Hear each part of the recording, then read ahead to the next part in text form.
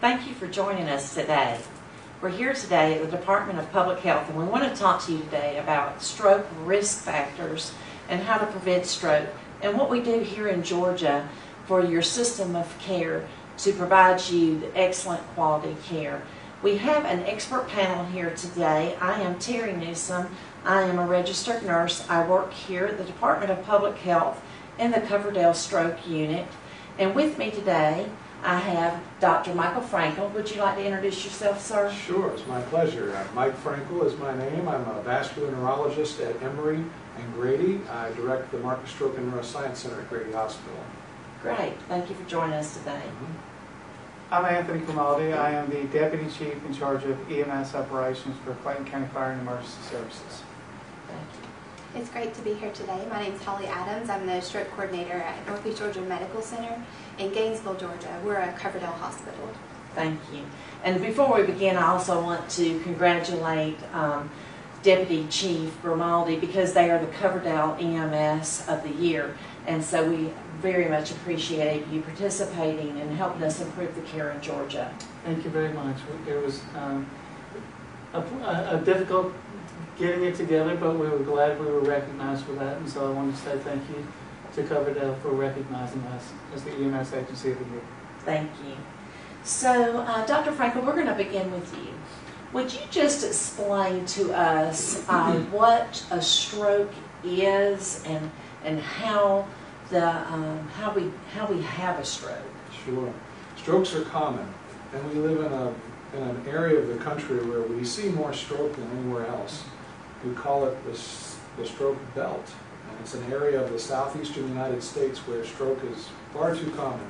There are a lot of reasons for that, which we can talk about. But the symptoms of stroke, the most common symptoms of stroke, occur when blood vessels are blocked or when a blood vessel ruptures. The most common form of stroke is when the artery is blocked. And when that artery is blocked, there's no blood flow to part of the brain, and that area stops working. And that causes weakness, usually on one side of the body, or difficulty speaking. When an artery ruptures, you can have very similar symptoms as well. The type of stroke called ischemic stroke is the most common kind. About 80% of strokes are called ischemic stroke due to a blocked artery, and about 20% are due to hemorrhage from a ruptured artery. And so let's start with the ischemic stroke first, since it's the 80%. Do more women have a stroke versus a man? So strokes affect both men and women. In fact, strokes affect people of all ages, but the risk of stroke goes up as you get older. Women live longer than men, and so they enter those stroke-prone years, and we see more strokes overall in women because they tend to live a bit longer than we do. But both genders are affected by stroke, and age is a big part of it. But we see people who've had strokes even at the younger ages. The average age of stroke is about 65, but in many people that we see, unfortunately, they have stroke in their 40s and 50s, and a lot of that has to do with lifestyle, not controlling blood pressure, eating right, that kind of thing. Those are critical to trying to prevent a stroke. That's what I was going to ask you that. Some people think that you have to have high blood pressure in order to have a stroke. That's not necessarily true. It's not necessarily true. There are other things that can cause stroke, but high blood pressure is clearly the most important risk factor for a stroke. Controlling high blood pressure is the most important thing that someone can do to try to reduce their risk of stroke. But there are other things, like smoking. So cigarette smoking is terrible for arteries. It damages the inside of the arteries, causes those arteries to block, and that's how you get heart attacks and you get stroke from that as well. So stopping smoking, even if you smoke for years, can make a huge difference in reducing your risk of a stroke. Getting your blood pressure controlled with diet and exercise and taking medicines, if needed, all those things would make a huge impact on each individual's risk of stroke and avoiding a stroke. So if somebody was going to say they wanted to change one lifestyle that would contribute to preventing a stroke, it's hard to give them that one answer because you don't know if they're a smoker or if they're overweight or how they eat. But certainly they should quit smoking first. And then what would be the next thing? Well, it's hard to say whether you should do one out of the 3 or 4 things you might need to do because each one of them carries a lot of weight. You could get your blood pressure controlled, you could eat right and still be a smoker, and you still are going to have a high risk of a stroke. So all those things need to be looked at carefully. It's not any one thing. It's really looking at all of those risks together with your primary care provider. That's the most important thing. Sitting down with your primary care provider, talking about what you can do to reduce your risk of a stroke, which includes controlling your blood pressure, eating right, exercising, losing weight, not smoking, taking medications when needed. That's excellent advice. What so we've talked about age, and we've talked about what about race? Is there one race that is been proven higher than the other? Unfortunately, people who are of African descent, so African Americans, are at higher risk of having a stroke and tend to have strokes at a younger age. And so we see more of it in the African American population.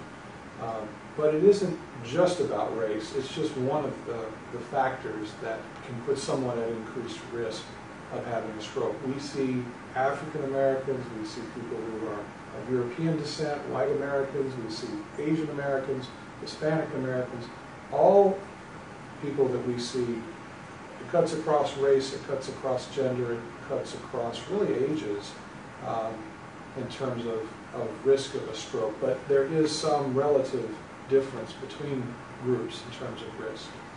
So let's talk about the signs and the symptoms. To keep things real simple, what do we need to focus on in our homes to recognize the signs and symptoms of any type of stroke? What's the best, easiest thing to do? Well, as you'll hear from our EMS colleagues here and from our folks who work in the hospital, we teach people in the community an acronym called FAST, F-A-S-T, which stands for face, arm, speech, and time.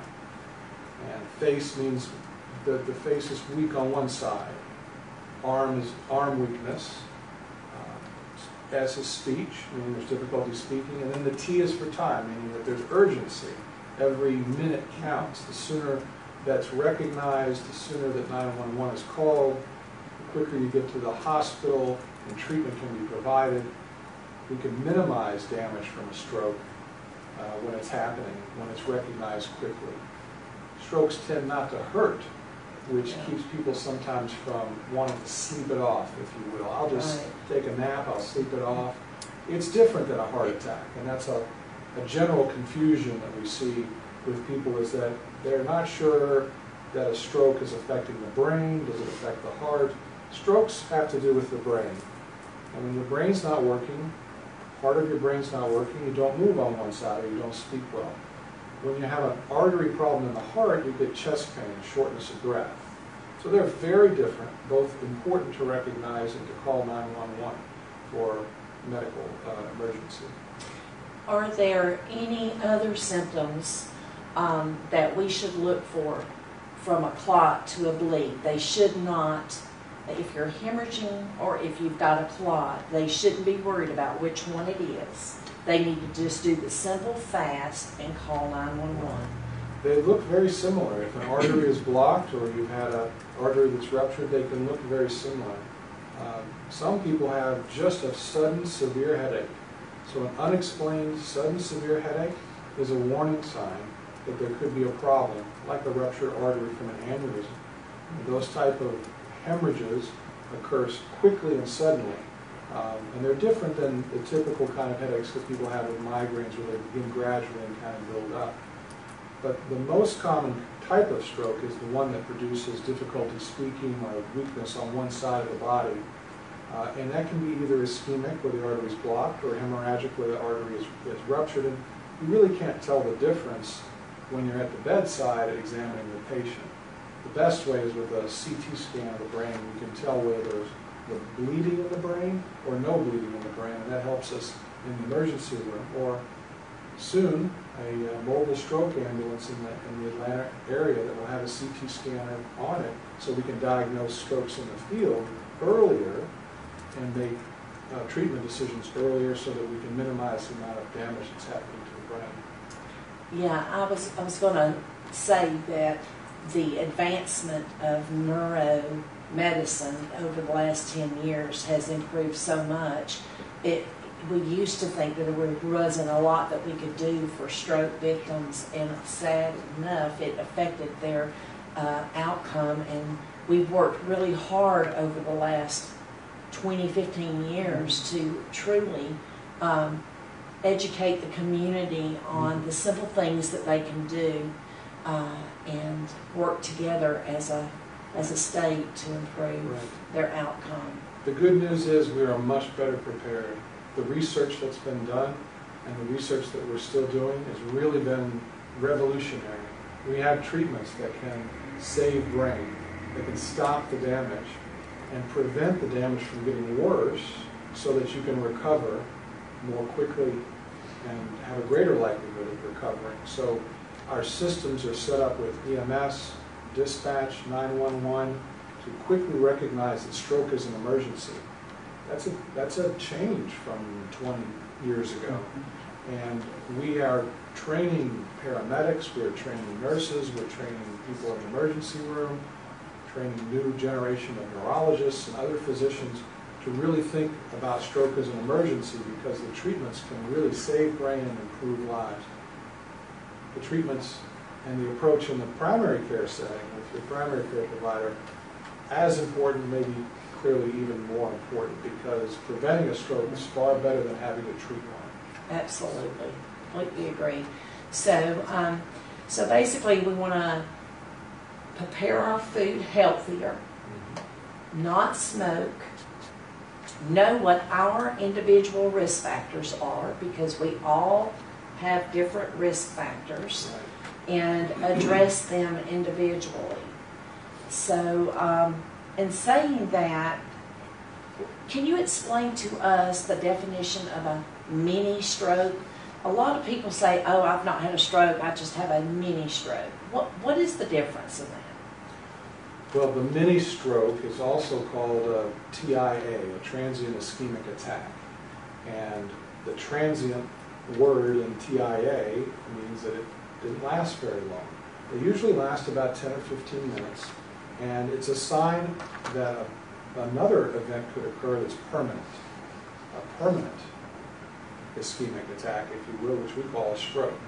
So when it's transient, the brain is typically not damaged permanently, but there's a problem with functioning in the brain. So the symptoms are the same as a stroke. What about the treatment? And we have the same issues with treatment. We want to find out why that occurred, so a big stroke doesn't happen. But those symptoms are transient. They come and then they go on their own, but they're a warning sign. It's like a red flag. An alarm has gone off that you could have another stroke in the next few hours or the next few days, so you should get medical attention immediately so that the doctors can figure out whether you need to be on a different kind of treatment to prevent that stroke from occurring. It's a warning sign. Okay, well that's good information, and so you would go ahead and call 911 for the mini stroke as well. Sure. Yeah. So okay, well we're going to go to Deputy Chief Grimaldi. He is with the Clayton County Fire and EMS Services. Yes, ma'am. And so if you're just now joining us, thank you for joining us. We're talking about the stroke care and the risk factors and signs and symptoms of a stroke. This is your expert panel for Georgia, and you can join us on Twitter using hashtag DPHStrokeChat, or you can go to our website, dph.ga.gov/stroke. So now Deputy Chief Grimaldi, will you tell us about, let's start when you first get the call to transport a stroke. Sure. What happens at the dispatch level, then to the ambulance, and then during the transport? And talk to us about the communication throughout the system up to the hospital. Excellent question. So when one of the calls come in through the 911 system and somebody has felt the need in order to access 911, one of the communication specialists in Clayton County receives that phone call. When they originally received that phone call, obviously they're calling to say, hey, you know, they'll start asking a couple questions. From there, it'll move them into like an algorithm to identify somebody who may be possibly having a stroke. The communication specialist will gather that information. Depending upon how the information that they have, they'll dispatch an ambulance and usually a fire truck within the county. So we have additional resources that are responding to that call in case somebody might be upstairs and difficulty getting them outside of the residence, especially for the patient who's non-ambulatory that's actually having a true stroke. Yeah. So the communication specialist will dispatch an ambulance and an engine to that location. And as the ambulance and the engine are en route to that location, the dispatcher is going to be answering or asking a bunch of questions to the person that's calling. Obviously, the individual who's called for that person who's sick. They go through the same thing as what Dr. Frankel had just explained. They go through the FAST acronym. The dispatcher will ask them, can you get them to smile? Do they have symmetrical smile, or do they have some facial drooping that's on one side of their face? Are they experiencing any numbness that's on that side of the face? Then they'll ask them, hold their arms up. Do they have any drifting that's associated with their arm? Do they have paralysis to where they can't hold one arm up versus the other? Then they'll ask them if the person is having any difficulties with communicating as far as for their speech. Has anything changed in their speech pattern? Are they stuttering or can they not speak? And then time. Immediately accessing the 911 system is key to helping not only from the disability standpoint but getting them to the hospital as quickly as possible. You know, we've really struggled in here in Georgia trying to get people to call the ambulance. And, you know, my philosophy is that the ambulance is like a little bitty hospital, and it's coming to you. Sure. And it is going to do things for you at your home that will save that brain tissue. So people think, I don't know if they want to they're embarrassed to call the ambulance, they're doubtful, they're in denial, they're afraid they're not having a stroke. Sure.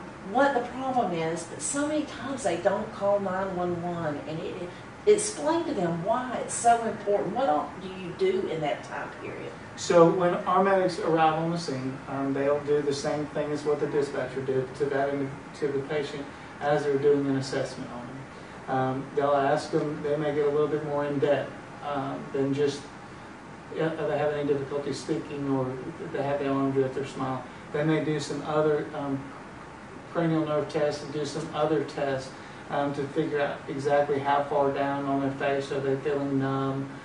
They may check not only from their arms, but they'll do their legs to see if they have any difficulties with their legs from raising them.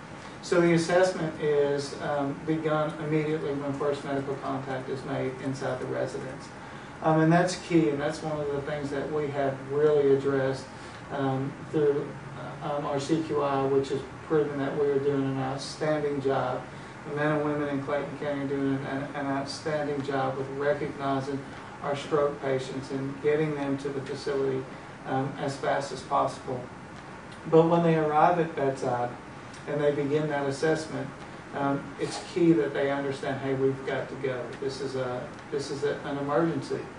And we have taken a very high priority in Clayton and knowing that not only from heart attack patients, but also stroke patients as well, are very time sensitive. We allot a certain amount of time on the scene, and then that certain amount of time during transport. And so when they get there and they begin the assessment, because of the excellent job our communications dispatchers do, it allows for the additional resources in which they may need to get somebody out of the house to already be there. And so they'll get that patient and they'll put them on the stretcher, take them to the ambulance. Once they get them in the back of the ambulance, and there's a lot of diagnostic that's going on. So they'll immediately check the patient's blood glucose to see if that may be a hypoglycemic event. So we've been talking about medications, and I literally can talk about medications for an hour, but what is the first thing about their medicines that you're going to ask them that they really, if they have somebody in their family that they really need to know about their family members' medications? Sure. We oftentimes will be handed a huge bag of medications when we arrive at bedside. And to be able to go through every single one of those, the biggest thing for us that we ask is two questions for the most part. Are they on a blood thinner, and are they on any hypertensive meds for their blood pressure? And when you ask them about their hypertensive medications, if they're a blood thinner and hypertensive medication, you also need to know if they take aspirin already regularly. Sure. So. Yes, ma'am. And you know, that's the thing with us when we will start that assessment and we'll start looking at the medication. It's also another thing, as I mentioned earlier, when we talk about differentials and we have already checked their glucose and we know that their glucose is normal, everything else is normal, are they compliant with their medications as well?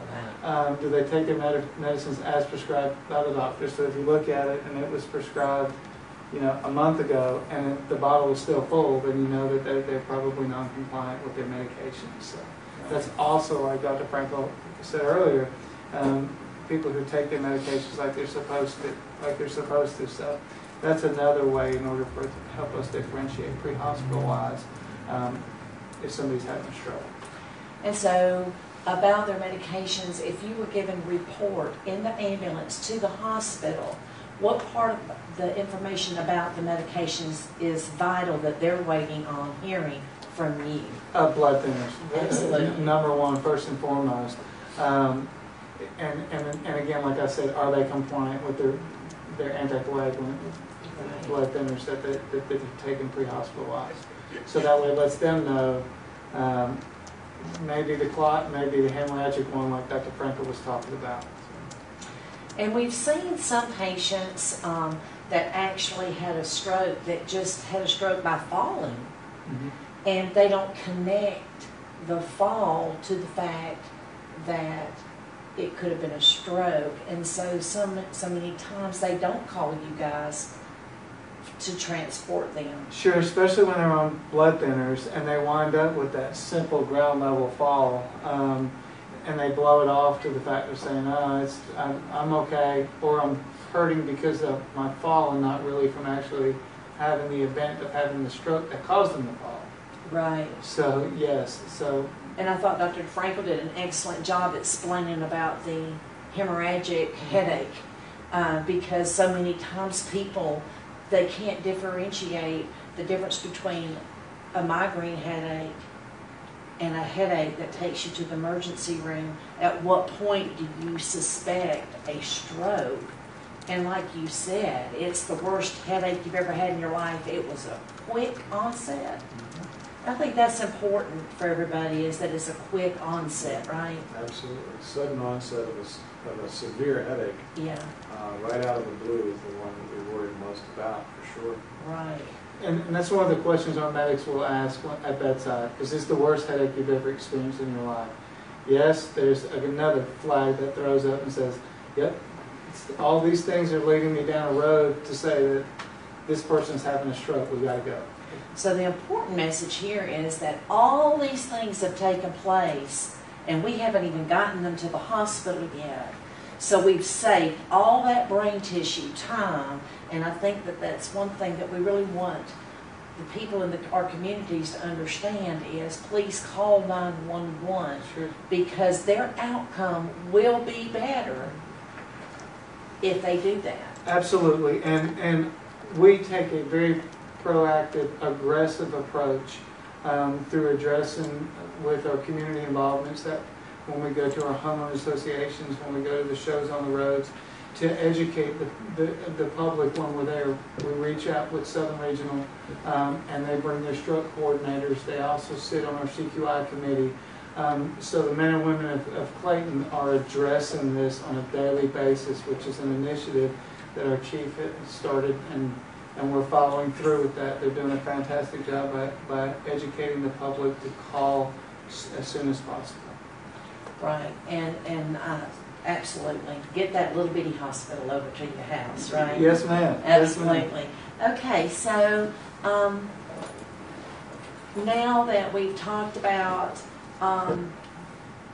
the call at dispatch, and we've talked about what procedures you've done in the ambulance, let's talk about the relationship and how it helps the patient or the stroke victim, the relationship between the ambulance service and the hospital. Let's start going through that bridge of what you've communicated to them. You've got their team there, right? You've already called your code alert. Yes, ma'am. And you've got the medicines, and you've communicated that you've got a potential stroke patient. You've communicated whether it is speech, whether it's the face, the arms, the speech, and when the last known well. Let's talk about the last known well time. Sure. So when the medics get there and then they arrive at the facility, obviously the stroke team is going to be there waiting for them as well. And so when the paramedics start giving the report, they're going to give it to more than one person. They're usually going to give it to the ER physician that's there, and they're going to give it to the stroke team. So that way they can make the determination of immediately, are they going to go straight to CT, or are they going in a room? If it's somebody whose airway is protected and they're able to protect their own airway, and they look like they can make it straight to go to CT, they may go straight to the CAT scan. One of the things that they do, and by gathering that information, is they're sharing that information with the receiving facility to say, look, this is the last known well time. The last time that they were sitting at the dinner table and they were communicating was 5 minutes before they called. It's been 25 minutes from the first time we got there to the time they got to the ER. Their last known well time is such and such. Let's talk about this just a little bit more. So the last known well, let's say that I went to the bathroom and I came back to the bed at 2 o'clock in the morning, and my husband was asleep. And then when our alarm clock goes off at 7 o'clock in the morning, I wished my alarm clock went off at 7 o'clock in the morning, Me too. but it goes off, and all of a sudden I'm different. And my husband can ask me, when did you notice it? Mm-hmm. So I may not be able to speak that to him, so he may know my last known well. Was it 2 o'clock in the morning when you came back from the bathroom? So explain to the community why that is important, that we need to know the last time that we noticed them being normal. Mm-hmm. They didn't have a droop in their face, they had equal arm strength, they were talking normal. Why is that important? It is, and that's one of the things that when I mentioned earlier when I was talking about our QA/QI process, is the documentation for us for the last known well time, because we know how valuable that is to the receiving facility, that they have to get that information. So that way when we get to the hospital and we say, or when the report is being called into the receiving facility, we let them know that when the patient's last known well time was. Was it 5 hours ago, or was it an hour ago? So it allows the hospital staff to still continue to monitor with their care that they're going to provide. Because that's going to determine what type of treatment that we can give them, right? Yes. And so, so we're shooting, a lot of different times for a lot of different treatments, but for the community, our goal is to get you treatment less than 3 hours from the time that your family noticed a change in you. And so if you were already asleep, that doesn't mean that we can't still do stuff for you. We just need to know that time. Is that correct? Yes. Right. So Dr. Frankel, do you want to speak to that just a little bit? I mean, we'll get to the hospital portion in just a minute, but we need to talk about the last known well. Well, Anthony's right. You know, the time of onset for us is very important. Sometimes, though, people are asleep when they have a stroke, and so when they wake up, the symptoms are already there. So we don't know when it occurred, but we know when they were last known well. And so we always want to know that. We ask families for help with that, so we know what window is that patient in. Is there different treatments depending on how far out you are from your onset? And the treatment differs based off the rest of the assessment and the finding of the images once they get to the hospital. Correct. Because of the type of stroke and the location in the brain as well. Excuse me. So, Anthony, now you've communicated to the hospital and you're getting ready to hand off to her.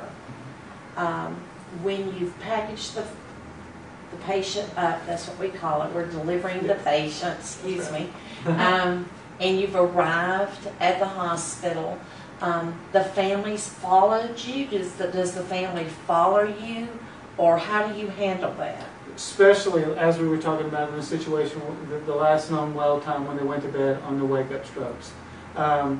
We prefer to have a representative, a family member that rides with us. So if there's any questions that we have missed, or there's more complex questions that the hospital and the physician may have that we're not getting from them, or that we just didn't ask the same questions that the physician or the stroke team may want at the receiving facility, that family member can answer those questions for them. So we try to take a family member with us if at all possible. And because if they're that's, like I said, that's an emergency. So they're going to go lights and sirens. So by them going lights and sirens, we really want family members to be following the ambulance with us, so closely. So we just would, from a safety standpoint, we'd just rather put them in the ambulance and have them go with us. Okay, great. Well, now if you're just joining us, please put your questions in the comments section. You can join us on Twitter by putting hashtag DPH stroke chat, or you can join us on our website at dph.ga.gov/stroke. Now we're going to talk to Holley for just a few minutes. Holley, you work at North Georgia Healthcare System in Gainesville, Georgia campus, and you're the stroke coordinator, and congratulations on your recent awards given by the American Heart Association for your excellent stroke care. I know it takes a long time. So Holley, tell us about how the information is taken from the ambulance and what your team is doing before the patient arrives, and then we'll talk about once they arrive what you're doing. So we love it when our stroke patients are coming in via EMS, because that allows us to assemble our team. Just like you mentioned, EMS will call into our dispatch and they'll have a conversation about what happened. They'll relay all of that information to dispatch. From there, our dispatch will relay that to our nursing staff, and if needed, to our stroke team directly. And we'll have a expected time of arrival. So during that time, we assemble all of our team, our nurses, our physicians, our neurologists, and we let lab know. We definitely get ready to let our CT staff know, because they'll go ahead and clear the table and hold a place for that patient to come in to do that rapid imaging. So that's key, is to assemble all of us, give us time to get all of ourselves together as well as our resources. And many times patients get nervous because we repeat things, or we'll ask them the same questions. But we're doing that because we want to stay on the track, and we need to do that to keep reminding ourselves that this is this and this is that, and it's actually a very good patient safety. Absolutely. It's one of the things that we want to double check and make sure that in listening and suspecting stroke in that patient, we want to make sure that we're providing them with appropriate and safe interventions for that stroke. And so we'll listen very closely to what the EMS providers tell us. We'll ask questions, and you're right, sometimes twice or more, for the patient if they can speak with us, or to the family or the witness that's come with them, to make sure that we best understand what happened and can provide those interventions. Right, okay. So now the patient's there. You've already got a glucose reading or a blood sugar reading, so because the ambulance has already done that for you. You've already got an IV line in because the ambulance has already done that for you. A lot of time. Or the paramedics, the actual vehicle didn't do it, right? But you know what their blood pressure parameters are. Not that you're not going to take it over and over again. You also know a quick report on their medicine. You're going to do much more detailed, but you already hopefully know if they're on blood thinners or if they're high blood pressure history, and you know that you've got the family in the waiting room. That's very valuable, isn't it? So tell us how what you're doing that first 10 minutes. So we just do, our emergency room physician will do that very rapid assessment to, like you kind of alluded to, make sure that they're stable, make sure that we don't have any life-threatening emergencies on top of the stroke that need to be addressed first and quickly. And if everything looks good, if that person's not having any of what we call ABC issues, so any airway or breathing or circulation issues, we will very rapidly move them into our CT imaging suite. And what is your target goal to get that CT completed? As fast as possible with a report, not just completed, but our radiologist will phone our ED physician and let them know what they see. So we're looking for that to happen, like I said, as quickly as possible, but at least within 25 minutes of the patient arriving at our facility. And the first thing they're looking at, again, is to make sure, is it a bleed, as you mentioned, a rupture, or is it a clot? And to validate that it is a stroke based off the assessment that everybody has done this far. So we all use the same terminology. So we stay all on the same team, and at that point they're back from imaging, and let's just go with a clot because that's 80%. So you've got a patient that's had a stroke with a clot. What are the steps that you all are taking now? Some of the things that happened very rapidly, and that I kind of call it the ant bed approach. There's a lot of people taking care of that patient and that family at the same time to get a lot of things done simultaneously. So we're, again, doing vital signs. We're doing a more advanced neuro assessment just to see exactly all the deficits, some of those that we've picked up on with the FAST, as well as others that we may be looking for. We're asking some additional questions, and all of this is to see if that patient, first off, is eligible for alteplase, which is a clot-busting drug that can help with the patient's outcome to help kind of slow down the progression of that stroke. And everybody is trying to give that drug from the patient arrival time to the hospital. Our goal is as fast as possible, yes. But kind of our target is that we do it within 60 minutes. And sometimes facilities will also have a target of 45 minutes. But the faster we can administer that drug to eligible stroke patients, the better outcome they can have. And I've even heard that people have set a higher goal for 30 minutes. Yes. So that's great that we're actually shaving off processes to where we can get that time quicker and quicker and quicker because their outcomes are better, right? And that's, yeah. Oh, I was just going to say that everybody's moving in a hurry and everybody's moving quickly, but that is a drug we want to be safe about. So that's one of the reasons we may ask things twice or 3 times if we need to make sure that we're doing what's best for that particular patient. And so the patient has to be a candidate, meaning there's a checklist that we go by in order to see if they qualify for this drug. And there are very serious questions that we all are asking along the way.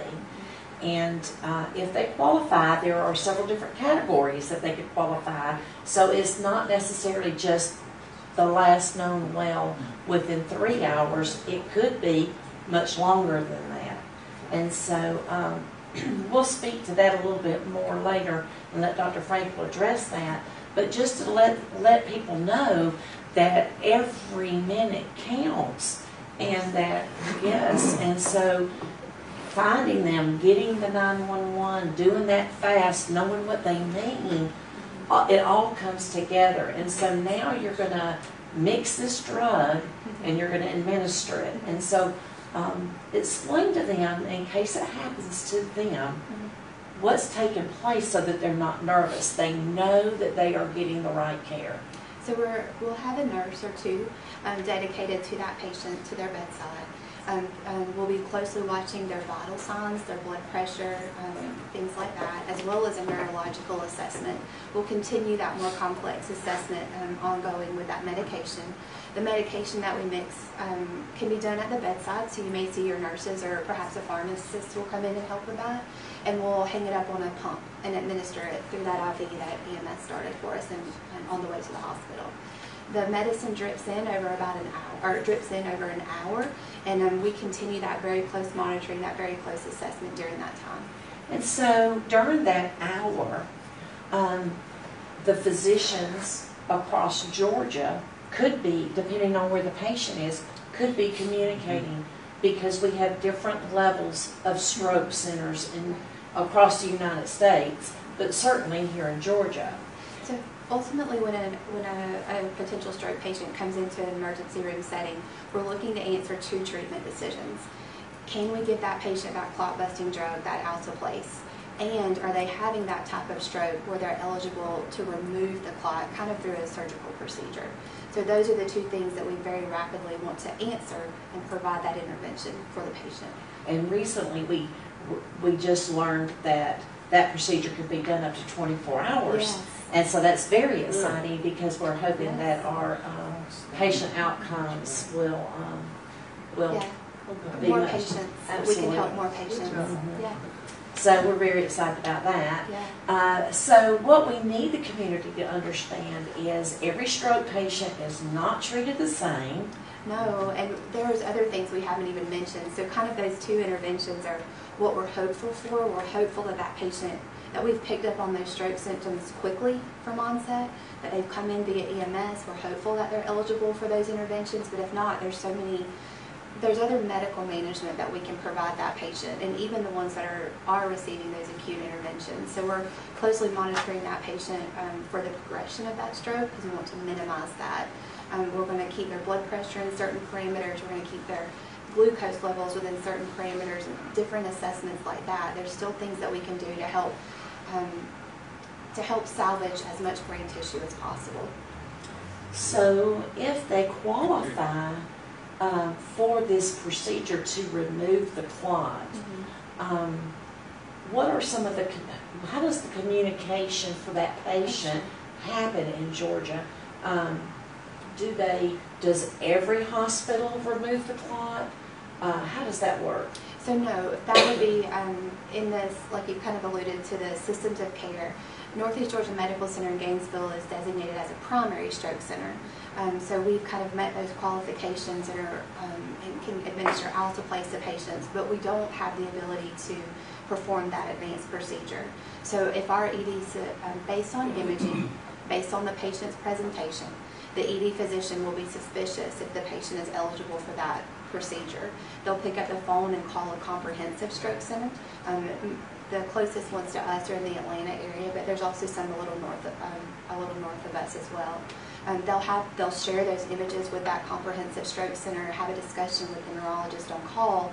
What happened with the patient? When did this start? What symptoms are they exhibiting? What do we see on imaging? And they'll make a decision if that patient's eligible for that procedure. We'll very quickly get that decision.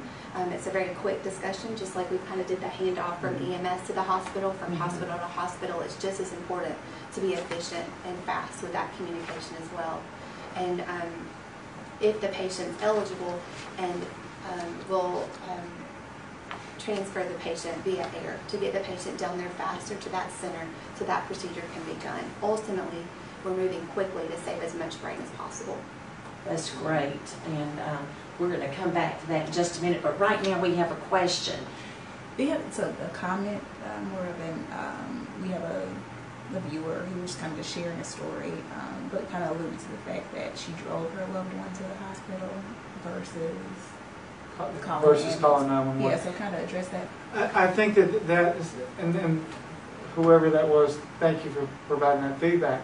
That is one of the reasons why we have taken a very proactive approach in Clayton. Why it's one of the initiatives that our chief wanted. Because the more that we're out there and the more that we're educating the public to say, if you spot these signs and symptoms or your loved one is experiencing some numbness or not able to speak or the gait's unsteady and they can't ambulate, call us as quick as possible so that way we can start providing that care to them. And not only that, we can relay that very pertinent information to the receiving facility on where we transport them to. As Holley said, when a stroke alert gets called by EMS, it allows them inside the ER to contact the CT.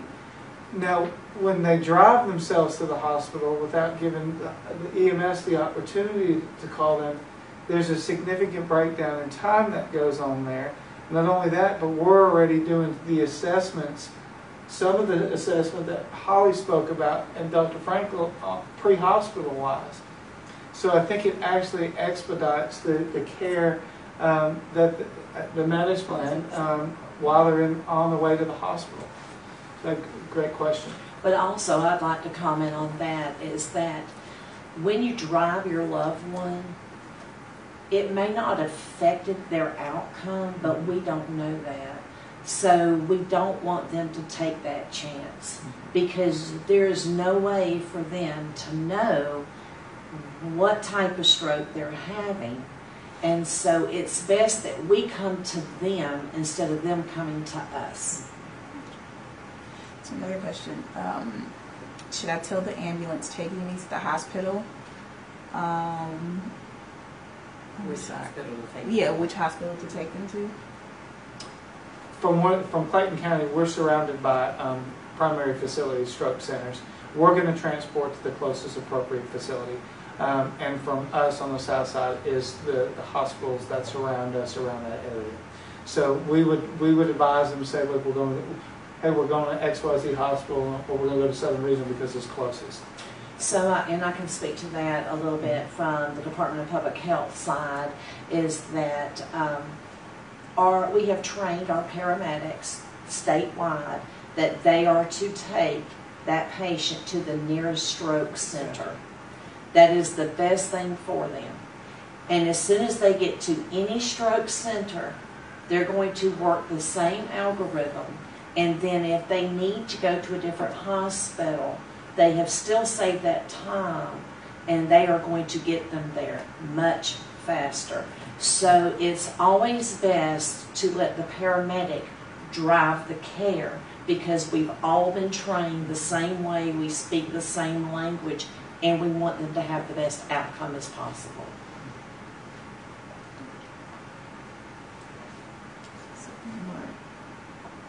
Are there any other questions? Yeah. Are strokes hereditary? Are strokes hereditary? Dr. Frankel? So the tendency for having stroke can be hereditary. It's not the most common reason that people have strokes. Other risk factors like high blood pressure and other conditions like cholesterol, those can be hereditary, and of course those can lead to strokes. But there are certain genes that can trigger a stroke in certain individuals. So it is possible that certain strokes are triggered by genetics. And one more.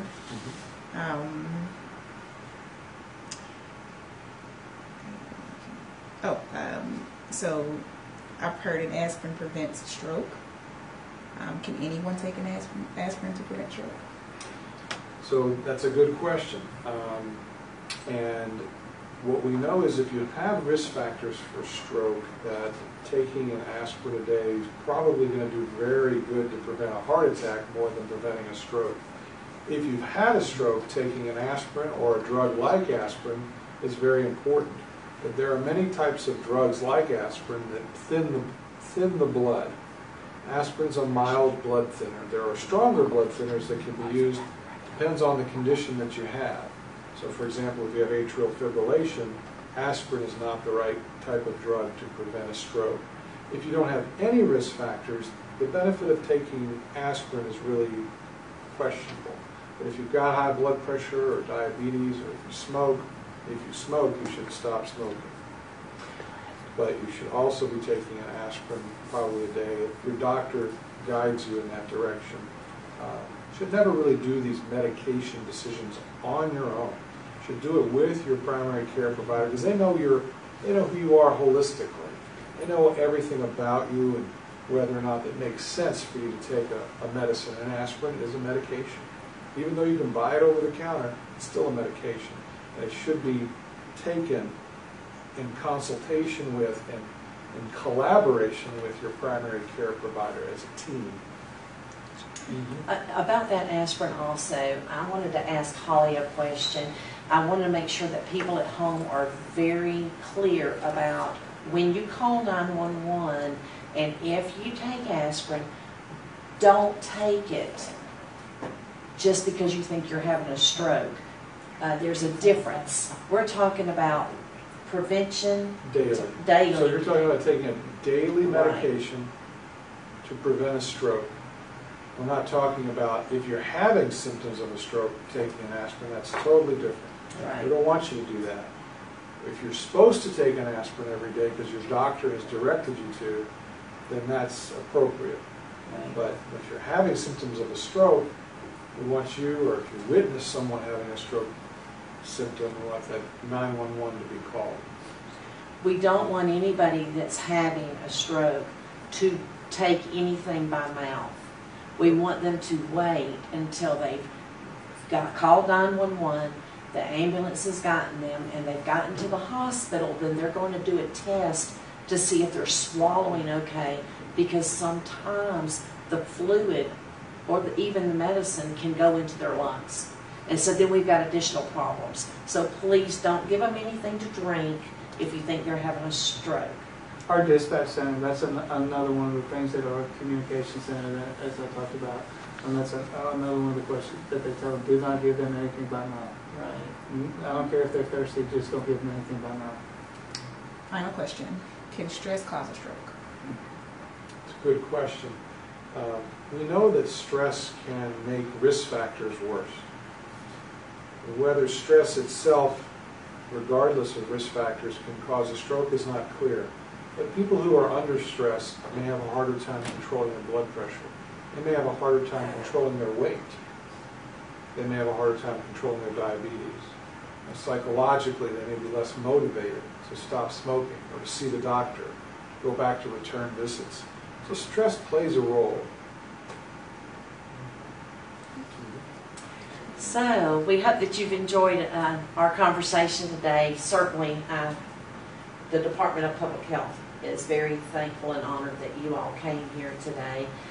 We hope that you all have enjoyed our stroke talk today and continue to put comments or Twitter at #DPH stroke chat, and also put comments on our website at dph.ga.gov/stroke. Thank you and have a nice afternoon.